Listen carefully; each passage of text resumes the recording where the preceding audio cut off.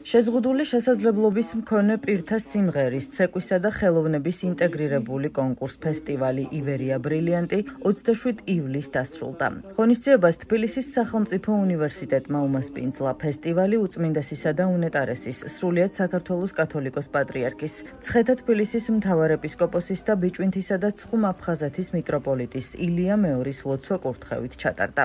ივერია ბრილიანტი უკვე მეშვიდედ გაიმართა საქართველოში. ღონისძიება შეზღუდული შესაძლებლობის მქონე პირთა ხელოვნებაში ჩართულობასა და მათ შემდგომ განვითარებას, სრულ ინტეგრაციასა და საზოგადოებაში ღირსეული ადგილის დამკვიდრებას უწყობს ხელს. საერთაშორისო ფესტივალში სხვადასხვა ქვეყანა მონაწილეობდა, კერძოდ საქართველო, პოლონეთი, იტალია, უკრაინა, სომხეთი, აზერბაიჯანი, უზბეკეთი და თურქეთი.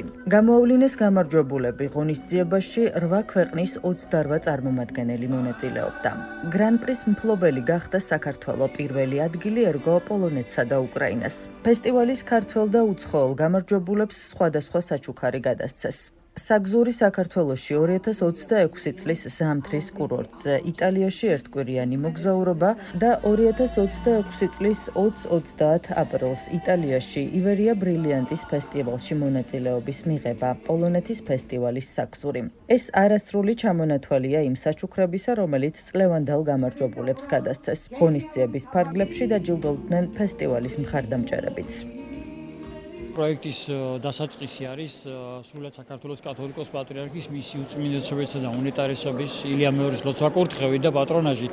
რამაც თუ შეიძლება ითქვას, რომ პროექტი საბოლოოდ გააძლიერა კი არა და მისი ლოცვა-კურთხევა რომ არ ყოფილიყო, ალბათ არასოდეს არ გამოვიდოდა ჩვენთვის ის საოცნებო დღეები, როგორც არის უკვე მეშვიდე ფესტივალი.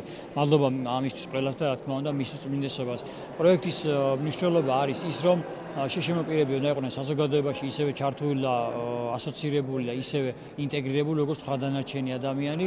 წლევანდელი წელი არის იმითი საამაყო, რომ 8 ქვეყანა ყავს, ამ 8 ქვეყანაში არიან ევროპული ქვეყნები და შესაბამისად ყველა არიან აბსოლუტურად ევროპული ფესტივალების გამარჯვებულები, გრან-პრის მფლობელები და ადამიანები, რომლებსაც მაღალი კატეგორიის შესრულება აქვთ ევროპის სცენებზე.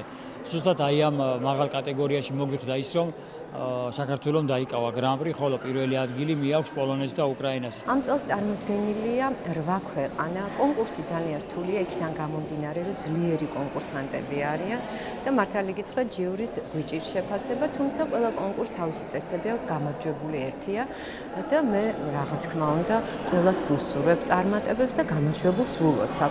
ზოგადად რაც შეეხება მსგავს ღონისძიებებს, ძალიან მნიშვნელოვანია შშმ პირთა შესაძლებლობების გამოვლენა და აქვე ისახება მათთვის სამომავლო პერსპექტივები.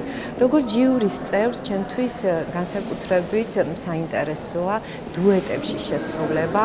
კონკურსანტები მღერიან ცნობილ მუსიკოსებთან ერთად და ამ შემთხვევაში უკვე ინტეგრაცია ხდება არა მარტო სცენაზე, არამედ სცენის მიღმა, რაც მნიშვნელოვანია დღევანდელ რეალობაში. ჩემთვის ეს ფესტივალი იყო და არის უნიშნელოვანესი იქიდან გამომდინარე, რომ ძალიან ბევრი სასიამოვნო და ბედნიერების ემოციები მომცა და ასევე გარკვეულწილად რაღაცა გარკვეული სხვა წარმატების კარებიც გამიხსნა, ესე რომ ვთქვათ რა და რა ვიცი, ძალიან ბევრ ადამიანს გაუხსნა გზა ამ ფესტივალმა.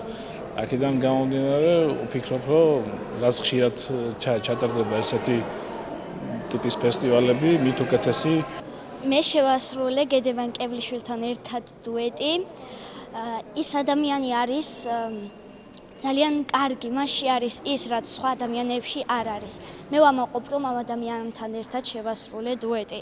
დიდი შთაბეჭდილების ქვეშ ვარ, მუდმივად ვითარდება ეს ფესტივალი. ვფიქრობ, ეს საგანმანათლებლო სივრცე, სადაც ტარდება ღონისძიება, კარგი ადგილია ამ ფესტივალისთვის. მუსიკის დონე ჩვენ რაც ვიხილეთ კონკურსის ფარგლებში გაცილებით მაღალია. მუსიკალური დუეტები ძალიან კარგი გამოვიდა. მახსოვს როგორ დავნერგე ეს პოლონეთში. ამას დიდი დრო დასჭირდა განვითარებისთვის. ჩემი აზრით კარგია, რომ შეზღუდული შესაძლებლობების მქონე პირი მღერის არა შშმ პირთან ერთად. ეს მართლაც ძალიან კარგი იდეაა.